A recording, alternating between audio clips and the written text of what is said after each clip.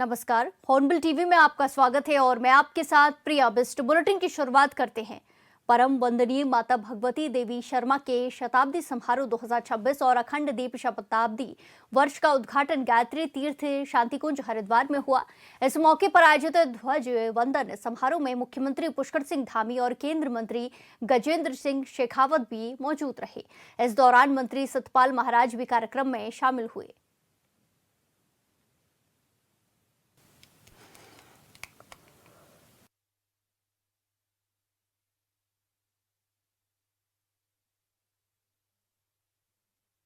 आप सबको याद होगा 2013 में जब आपदा आई थी, भीषण आपदा से पूरा केदारनाथ का पूरा परिसर, केदार धाम पूरी तरह से क्षतिग्रस्त हो गया था, तहस नहस हो गया था। उसको फिर से नवनिर्माण करना, पुनः निर्माण करना, भव्य केदार और दिव्य केदार बनाना हो, या भगवान बद्री विशाल का नया मास्टर प्लान बनाना हो, या बाबा विश्वनाथ के गलियारे का। मुझे ध्यान है, मैं बहुत सालों पहले काशी गया था और तब मैंने देखा था वहां कि एक छोटा सा सकरा सा रास्ता हुआ करता था। यदि कोई महादेव का भक्त गंगा जी का जल लेकर भगवान को अर्पित करना चाहता है, जलाभिषेक करना चाहता था, तो उसको कई परेशानियों का सामना करना पड़ता था, उसको रास्ता नहीं मिलता था। भाइयों बहनों, अगर आज आप बाबा विश्वनाथ के गलियारे में जाएंगे, उस कॉरिडोर में जाएंगे, तो ऐसा लगता है कि पूरा का पूरा हाईवे बन गया है। लाखों लाखों लोग एक दिन में दर्शन करते हैं, गंगा जी का जल लेकर भगवान महादेव को अर्पित करते हैं। या उज्जैन महाकाल में बना हुआ महाकाल लोक का निर्माण हो। आज सनातन धर्म की ये धर्म ध्वजा चारों ओर लहरा रही है। आदरणीय प्रधानमंत्री जी के मार्गदर्शन में देवभूमि उत्तराखंड में भी हमारी सरकार सांस्कृतिक विरासत के संरक्षण की दिशा में निरंतर कार्य कर रही है। हम जहां एक और केदारखंड और मानस खंड के मंदिर क्षेत्रों के सौंदर्यीकरण के लिए अनेकों कार्य कर रहे हैं, वहीं हम श्री कृष्ण यमुना तीर्थ सर्किट के निर्माण की दिशा में भी कार्य कर रहे हैं, जिसके अंतर्गत यमुना जी के अंतर्गत विभिन्न घाट और उनका सौंदर्यीकरण का काम किया जाएगा। इतना ही नहीं, आज हरिद्वार ऋषिकेश कॉरिडोर के साथ साथ शारदा कॉरिडोर, विवेकानंद कॉरिडोर और गोलजू कॉरिडोर के निर्माण की दिशा में भी कार्य किया जा रहा है। इसके अतिरिक्त हमने भारतीय संस्कृति और दर्शन इतिहास के गहन अध्ययन के लिए दून विश्वविद्यालय के सेंटर फॉर हिंदू स्टडीज की स्थापना भी दून विश्वविद्यालय देहरादून में कर दी गई है। हमारी सरकार द्वारा हरिद्वार में वर्ष 2027 में यहां पर भव्य कुंभ मेले का आयोजन भी होना है। उसको दिव्य और भव्य और सुरक्षित बनाने के लिए व्यापक स्तर पर तैयारियां की जा रही हैं। भाइयों बहनों, देवभूमि उत्तराखंड संपूर्ण भारत के नागरिकों के लिए आस्था, विश्वास और संस्कृति का पवित्र केंद्र रहा है। ऐसी देवभूमि के सांस्कृतिक मूल्यों और मूल स्वरूप को बनाए रखने के लिए हमारी सरकार ने जहां एक और जबरन धर्मांतरण के खिलाफ कठोर कानून लागू किया है, वहीं हम प्रदेश में लैंड जिहाद, लव जिहाद और थूक जिहाद जैसी घृणित मानसिकताओं के खिलाफ भी कड़ी कार्रवाई कर रहे हैं। इतना ही नहीं, हमने देवभूमि उत्तराखंड के अंदर दंगों की राजनीति करने वालों के खिलाफ एक सख्त दंगारोधी कानून बनाया है। वहीं हम प्रदेश में सरकारी भूमि पर अवैध रूप से कब्जा करने वालों के खिलाफ भी कड़ी कार्रवाई कर रहे हैं। हमने राज्य में हो रहे सुनियोजित लैंड जिहाद के खिलाफ कार्रवाई करते हुए 10,000 एकड़ से अधिक जमीन को इन लैंड जिहादियों के चंगुल से मुक्त करवाने का काम किया, अतिक्रमण से मुक्त कराने का काम किया है। इतना ही नहीं, हमने देश में सबसे पहले समान नागरिक संहिता का कानून लागू कर सभी नागरिकों के लिए एक समान कानून की स्थापना भी की है। अब इस कानून के लागू हो जाने के बाद देवभूमि उत्तराखंड में कोई किसी पंथ का होगा, किसी समुदाय का होगा, किसी वर्ग का होगा, किसी जाति का होगा, सबके लिए एक समान न्याय व्यवस्था सुनिश्चित हो गई है। भाइयों बहनों, देवभूमि उत्तराखंड देवभूमि के साथ साथ पूरे देश और दुनिया के सनातनियों के लिए, धर्मावलंबियों के लिए एक पवित्र स्थान है, आस्था श्रद्धा का केंद्र है। यहाँ का नाम लेते ही लोगों के भाव बदल जाते हैं, उनके मन में, उनके विचारों में श्रद्धा आ जाती है। इसलिए देवभूमि के अंदर देवभूमि का देवत्व बना रहे, इसके लिए हम निरंतर काम कर रहे हैं। हमने उत्तराखंड में पनप रही विभाजनकारी मानसिकताओं पर अंकुश लगाने के लिए राज्य में नया कानून लागू करके मदरसा बोर्ड को समाप्त करने का भी निर्णय लिया है। अब उत्तराखंड में संचालित सभी विद्यालयों और मदरसों में सरकारी बोर्ड द्वारा निर्धारित पाठ्यक्रम ही पढ़ाया जाएगा। हम देवभूमि में कबीलाई मानसिकता को पनपाने वाले अलगाववादी केंद्र नहीं, बल्कि ज्ञान और शिक्षा के मंदिर स्थापित करना चाहते हैं। यही नहीं, हमने बच्चों को गुमराह करने वाले 250 से भी अधिक चलने वाले ऐसे अवैध रूप से चलने वाले मदरसों को ताला लगाने का काम भी किया है। आप सभी जानते हैं, कुछ लोग हमारे धार्मिक स्थलों पर बेस बदलकर सनातन धर्म को बदनाम करने का षड्यंत्र कर रहे हैं। इसलिए हम उत्तराखंड में ऑपरेशन कालनेमी अभियान के माध्यम से ऐसे पाखंडियों पर जो धर्म के मार्ग पर बाधा बनने का काम कर रहे हैं, धार्मिक भावनाओं को आहत करने का काम कर रहे हैं, सनातन को बदनाम करने का काम कर रहे हैं, ऐसे पाखंडियों पर हम कड़ी कार्रवाई भी कर रहे हैं। भाइयों बहनों, आदरणीय प्रधानमंत्री श्री नरेंद्र मोदी जी के नेतृत्व में और उनके मार्गदर्शन में हमारी सरकार उत्तराखंड को देश की आध्यात्मिक राजधानी के रूप में स्थापित करने के लिए विकल्प रहित संकल्प को सिद्धि तक पहुंचाने के लिए निरंतर कार्य कर रही है। मुझे पूरा विश्वास है, हमारे इस संकल्प को साकार करने में गायत्री परिवार के आप सभी धर्म ध्वजवाहक अपने समर्पण से, साधना और सेवा के माध्यम से इसी प्रकार अपना सहयोग, अपना मार्गदर्शन, अपना आशीर्वाद प्रदान करते रहेंगे और हम सभी मिलकर सनातन संस्कृति के इस विराट संदेश को संपूर्ण विश्व में पहुंचाने में अवश्य सफल होंगे। इन्हीं शब्दों के साथ मैं पुनः आप सभी को अखिल विश्व गायत्री परिवार द्वारा किए जा रहे युग निर्माण कार्य के लिए अपनी शुभकामनाएं देता हूं और युग दृष्टा आचार्य जी और स्नेहमयी माता जी के चरण कमलों को नमन करते हुए अपनी वाणी को विराम देता हूं। बहुत बहुत धन्यवाद।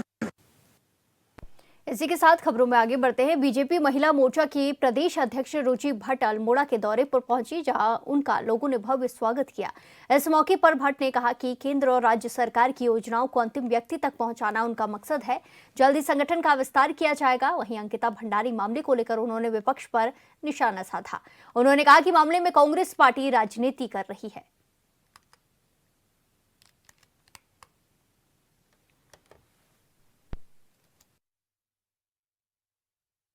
मोर्चा उत्तराखंड ने विशेष प्लानिंग के तहत ही मैं सारे कुमाऊं में इस समय प्रवास कर रही हूँ और इसमें हम अपनी बहनों के लिए जो योजनाएं हमारे प्रदेश सरकार द्वारा चलाई जा रही हैं, स्वयं सहायता समूह के लिए हो या हमारी स्टार्टअप्स बहनें जो कर रही हैं काम, या हम कहते हैं जो हाथों से अपने बनाए उत्पाद बेच रही हैं, उन लोगों के विशेष तौर पे हमारी प्लानिंग है उन लोगों के बीच में जाएं हम लोग और उन लोगों को ये सब योजनाएं उन तक पहुँच जाएँ जिससे वो लाभ ले सकें। फिलहाल ये आज की बैठक हमारे पदाधिकारी जो महिला मोर्चा की बहनें हैं उनके साथ कर रहे हैं, जिससे उनके साथ हम ये रोड मैप डिस्कस कर सकें और हमारा नया संगठन क्योंकि बनने वाला है उसकी भी थोड़ी सी प्लानिंग है जो जिले और मंडल स्तर तक जाना है, तो विशेष इसमें अभी यही है। क्या इसको 2027 की तैयारी सुनने? बिल्कुल, हम बिल्कुल तैयार हैं और हम अटैकिंग मोड में हैं।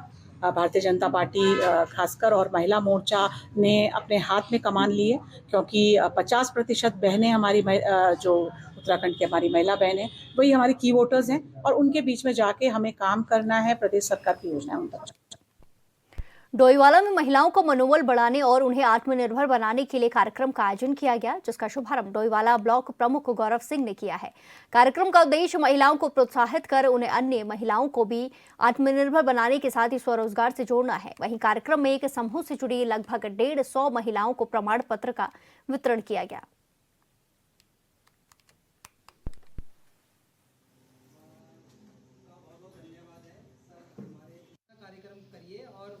समूह है जो आजीविका मिशन से जुड़ी हुई जितने भी समूह डोईवाला विकास खंड में है उनके लिए हमने एक सम्मान समारोह रखा है। कहीं ना कहीं उनको इनकरेज करने के लिए और हमारी इच्छा है कि यहाँ की हमारी जो माँ शक्ति है वो बेहतर काम करे, आजीविका अपने आप ही जो अपने सोर्सेज ऑफ इनकम है अपने घर के लिए अपने और भी महिलाओं को अपने साथ जोड़ के बेहतर काम कर सकें। और मुझे खुशी है कि डोईवाला में हम लोग बहुत बेहतर काम कर रहे हैं। जिस तरह से जो काम हमारी महिलाएं कर रही हैं और बेहतर तरीके से और लोगों को एक अपने अपने ग्रुप्स को आगे लेके जा रही है, तो बहुत बेहतर काम कर रहे हैं। 4 दीवारों के अंदर नहीं है महिलाएं और डोईवाला मैं समझता हूँ कि उत्तराखंड में सबसे अच्छे ऊपर वाले स्थान पे फर्स्ट प्लेस पे आएगा। मेरा उम्मीद है कि जिस तरह से यहाँ पे हमारी जो समूह काम कर रहे हैं। हमारे जो ये स्वयं सहायता समूह यहाँ पे आप देख रही हैं महिलाएं, ये बहुत अच्छा कार्य कर रही हैं और इनका जो है पोटेंशियल देख के लग रहा है कि ये जो है आगे भी बहुत बढ़िया काम करेंगी। हालांकि पैसा सरकार दे रही है, उसमें कोई दो राय नहीं है, लेकिन इनकी अपनी मेहनत भी बहुत काउंट करती है। हर जगह ये लोग जो है जहाँ पर भी कोई भी प्रोग्राम है उसके लिए बुलाते हैं तो ये तुरंत वहाँ पर पहुँचती हैं और अपना 100%। मसूरी में जॉर्ज एवरेस्ट तक जाने वाले मार्ग को लेकर विवाद और गहरा गया है। आम रास्ते पर रोक और कथित अवैध शुल्क वसूली को लेकर स्थानीय लोगों, संघर्ष समिति और कंपनी प्रबंधन आमने सामने है। इसी के चलते नगरपालिका अध्यक्ष मीरा सकलानी ने पालिका अधिकारियों, सभासद और संघर्ष समिति के सदस्यों के साथ मौके पर पहुंचकर स्थिति का स्थलीय निरीक्षण किया। निरीक्षण के दौरान जॉर्ज एवरेस्ट गेट पर तैनात निजी सुरक्षा गार्डों ने पालिका अध्यक्ष, अधिकारियों और मीडिया कर्मियों को अंदर जाने से रोकने की कोशिश की। आरोप है कि मीडिया कर्मियों के साथ अभद्रता भी की गई है, जिससे मौके पर तीखी नोकझोंक भी हुई। वहीं पालिका अध्यक्ष ने कंपनी प्रबंधन, पर्यटन विभाग और उच्च अधिकारियों से सभी दस्तावेजों के आधार पर संवाद किया और 10 दिन का अल्टीमेटम दिया है। उन्होंने चेतावनी दी है कि तय समय में रास्ता नहीं खोला गया तो शुल्क वसूली बंद नहीं हुई तो नगरपालिका कठोर कार्रवाई करेगी। आवश्यकता पड़ने पर जॉर्ज एवरेस्ट मार्ग को प्रशासनिक स्तर पर बंद भी किया जा सकता है। देखिए, ऐसा मेरे संज्ञान में अभी आया है कि अधिकारियों को अंदर नहीं आने दिया जा रहा था या मीडिया कर्मियों को अंदर नहीं आने दिया जा रहा था। मैंने सख्त निर्देश कर दिए थे कि हमारे जो जॉर्ज एवरेस्ट समिति के जो लोग हैं वो प्लस मीडिया वाले प्लस नगर पालिका के कर्मचारी, ये सब लोगों को अंदर आने दिया जाए। बावजूद उसके भी अगर ऐसा हुआ तो ये बिल्कुल निंदनीय बात है। और दूसरा यहाँ पे क्योंकि कोर्ट का भी आदेश था और कोर्ट के आदेश का पालन करना हम सभी की जिम्मेदारी बनती है, जिसके तहत ये था कि यहाँ से यहाँ पे लोकल और प्लस जो टूरिस्ट आता है उनसे किसी भी तरीके का एंट्री फीस ना ली जाए। उसी के चलते हुए आज यहाँ पे हम लोगों ने एक कंपनी के जीएम के साथ भी बैठक करी, जिसमें हमारी सम्मानित सभासदा भी थी, जॉर्ज एवरेस्ट के सम्मानित समिति के सभी सदस्यगण भी थे और आज इस निर्णय पे पहुंचे कि ये रास्ता पालिका का है। पालिका ने इस रास्ते पे काम भी किया है और टूरिज्म के साथ भी बातचीत होगी कि जब ये अक्वायर किया गया थी, यहाँ पे जो पालिका की जो प्रॉपर्टी अक्वायर की गई थी, टूरिज्म ने ली थी, तो उस समय रास्ते का किस तरीके का अस्तित्व रहा होगा ये टूरिज्म से भी क्लियर करना अभी बाकी है। लेकिन फिलहाल अभी कंपनी के जो यहाँ पे जीएम है उन्होंने कहा हमें 10 दिन का टाइम दे दीजिए, हम अपने मैनेजमेंट से बात करेंगे। ये 2-2.5 साल से जो परेशानियां चली आ रही थी, तो आज ये उस मुकाम पे पहुंची कि नगर पालिका भी अपने टेक्निकल्स के साथ जो ड्राफ्ट्समैन वगैरह हैं अपना रिकॉर्ड लेके आए हैं और हम लोगों पे तो हाई कोर्ट का ऑर्डर है, हमको तो कोई ज़रूरत है ही नहीं किसी कागज़ लाने की। तो यहाँ पे आकर जो भी आके फाइनली ऊपर जो है पार्क हाउस पे जो है इनसे डिस्कस किया गया। जो इनके कर्मचारी थे, अब वो कर्मचारी थे वो तो उतना समझ नहीं पाया क्योंकि ये तो एक तरह से यहाँ पे किराएदार है। मेन तो टूरिज्म है, टूरिज्म उस चीज़ को जो उन्होंने इन्हें कहा होगा इन्होंने उस हिसाब से कर रहे हैं। लेकिन रास्ता ये आज क्लियर हो गया, ड्राफ्ट्समैन, स्केलिंग और जो सब लोगों के साथ मिलके यहाँ पे देखा गया कि भाई ये रास्ता जो है नगर पालिका का ही है और थोरोफेयर है। और क्या कहते हैं, अध्यक्ष जी ने भी उस चीज़ को मान लिया है, सभासद जी ने भी मान लिया है, सारी टीम मेंबर्स ने मान लिया है, जितने हमारे संघर्ष करते आ रहे हैं सब ने मान लिया है, जितने भी इसमें जिस सबकी सहभागिता रही उन्होंने मान लिया। देखिए, जिस दिन से जॉर्ज एवरेस्ट बना है उसी दिन से यहाँ पर झगड़ा चल रहा है इस रास्ते को लेकर, क्योंकि इनके द्वारा पहले नीचे टोल लगा दिया गया था जहाँ पर लोगों से पैसा लिया जाता था और उसके ऊपर अब जब है, अब इन्होंने वहाँ पर जब लोगों ने आपत्ति जताई की, कोर्ट वगैरह गए तो इन्होंने ऊपर यहाँ गेट पर एंट्री फीस लेनी शुरू कर दी। परंतु जांच के पश्चात पता चला है कि ये जो रास्ता है ये कॉमन रास्ता है और ये रास्ता नगर पालिका का है। शुरू से ही ये ऊपर से लेकर लास्ट जहाँ तक हेलीपैड बना है वहाँ तक ये नगर पालिका का रास्ता है और इसमें पूर्व में भी नगर पालिका ने इसमें कार्य कराया था। तो मेरा मानना यही है कि ये रास्ता जो है ये रास्ता आम पब्लिक के लिए खुल जाना चाहिए और इसमें बहुत बड़ा घोटाला हुआ है, क्योंकि अगर ये लीज हुई है तो लीज रास्ते की नहीं हुई, सिर्फ पर्यटन ने जो इसकी लीज करी है वो पर्यटक स्थल जो जॉर्ज एवरेस्ट है और उसका एरिया है उसकी लीज हुई है, ना कि रास्ते की लीज हुई है। तो इनको ये रास्ता खोलना करना पड़ेगा। और आज हमारी अध्यक्षा जी आई, जॉर्ज एवरेस्ट समिति भी यहाँ पर आई है और सबने ये निर्णय लिया है कि, और उनके कंपनी वालों के साथ बात हुई है, अभी जो इसके मालिक हैं उनके साथ बात नहीं हुई, कंपनी वालों के जो कर्मचारी हैं उनके साथ बात हुई है। उन्होंने बोला हमें 10 दिन का समय दिया जाए, हम इस पर विचार करेंगे और बात करेंगे और तब ये रास्ता। इस खबर पर ज्यादा जानकारी के साथ सीधे जुड़ेंगे संवाददाता सुनील सोनकर से। सुनील, जिस तरीके का ये पूरा मामला सामने आया है, रास्ते को लेकर विवाद चल रहा है, क्या कुछ इसमें अपडेट है? अभी प्रदर्शन किया गया है, अल्टीमेटम भी दिया गया है, क्या कुछ जानकारी?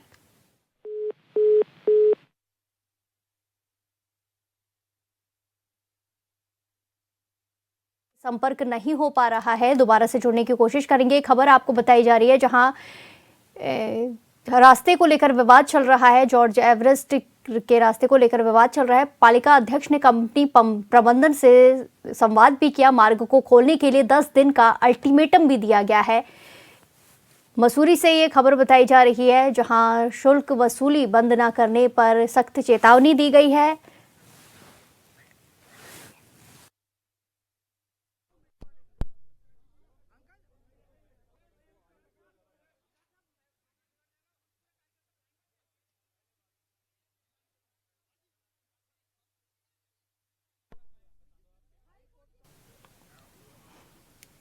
इसी के साथ खबरों में आगे बढ़ते हैं। विकासनगर बाजार की मुख्य सड़क पर एक अनोखा नजारा देखने को मिला, जहां पुलिस की ओर से सीज किए गए 7 से 8 ई रिक्शाओं को रस्सी से एक दूसरे से बांध कर ट्रेन की तरह ले जाया जा रहा था। आगे पुलिस वाहन था और पीछे ये ई रिक्शा कतार में चल रहे थे। ये घटना इसीलिए वायरल हुई है क्योंकि विकासनगर हाईवे क्षेत्र की है, जहां ई रिक्शाओं का संचालन प्रतिबंधित है और चालक नियम तोड़ते रहे तो पुलिस ने कार्रवाई की है, एक्शन लिया है। इसमें पुलिस ने कई चालान काटे और वाहन को सीज किया।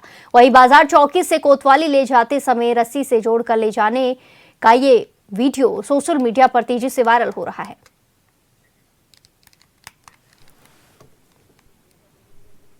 उत्तराखंड में शीतकालीन चारधाम यात्रा को लेकर श्रद्धालुओं में खासा उत्साह देखने को मिल रहा है। 1 से 15 जनवरी के बीच 4 धामों के शीतकालीन प्रवास स्थलों पर 27,672 श्रद्धालु दर्शन कर चुके हैं और इन सब के बीच ग्रीष्मकालीन चारधाम यात्रा की तैयारियां भी जोरों पर है। ऋषिकेश में हाई लेवल मीटिंग हुई, इसमें व्यवस्थाओं पर जोर दिया गया। बैठक पर विपक्ष का कहना है कि हर साल यात्रा से पहले बैठक की जाती है, लेकिन जब यात्रा शुरू होती है तो दावों की पोल खुल जाती है।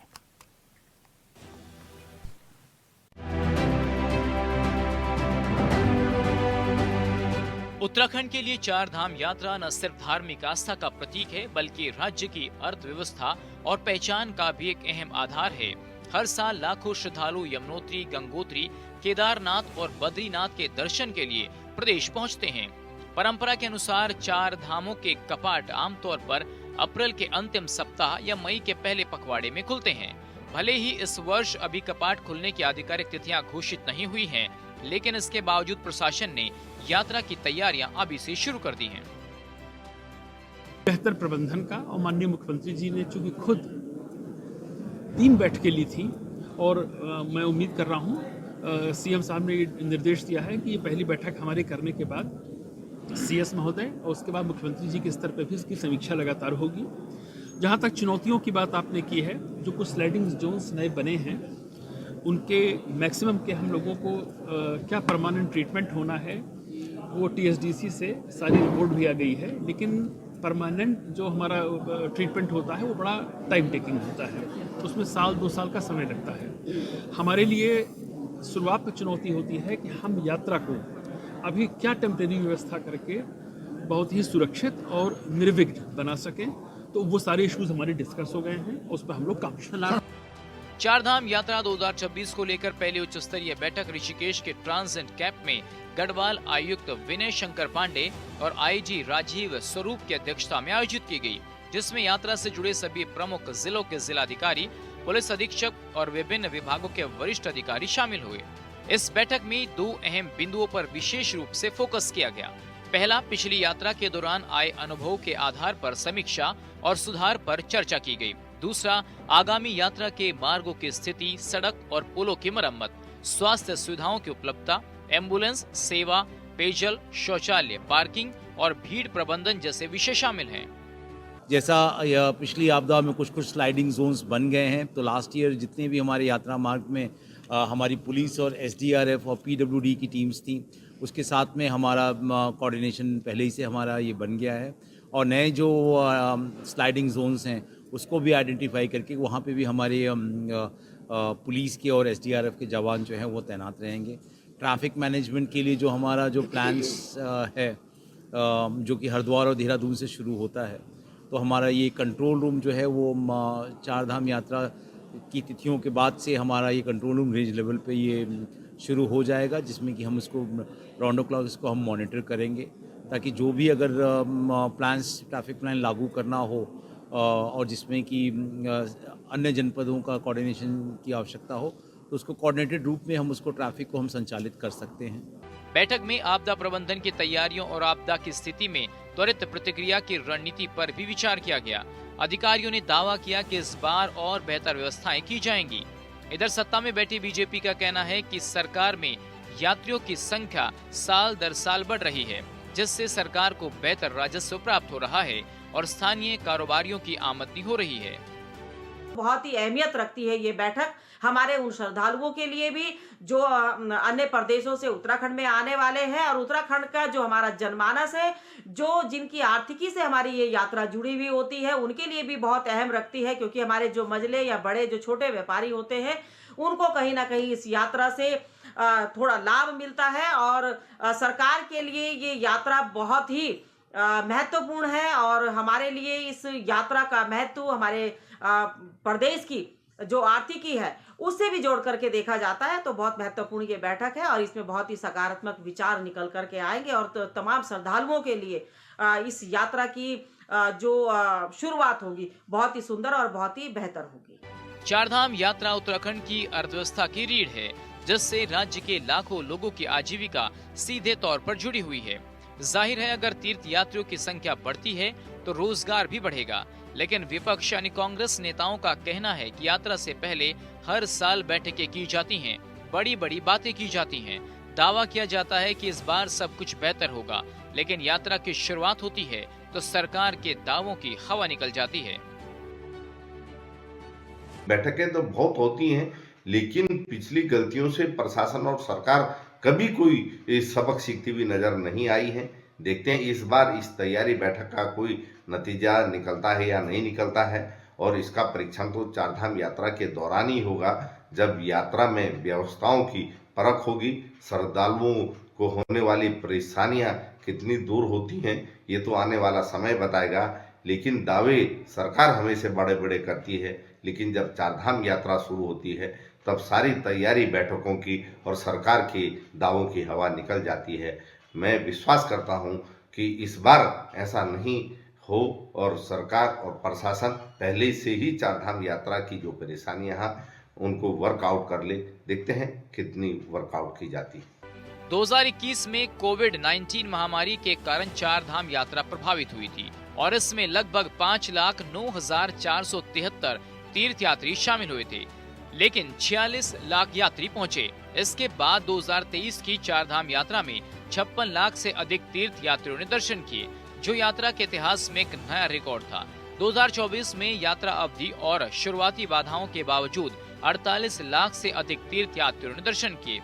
पिछले साल महीनों में आपदा के बाद भी 51 लाख से अधिक तीर्थ यात्रियों ने दर्शन किए और इस बार ये संख्या बढ़ाने की पूरी कोशिशें की जा रही हैं।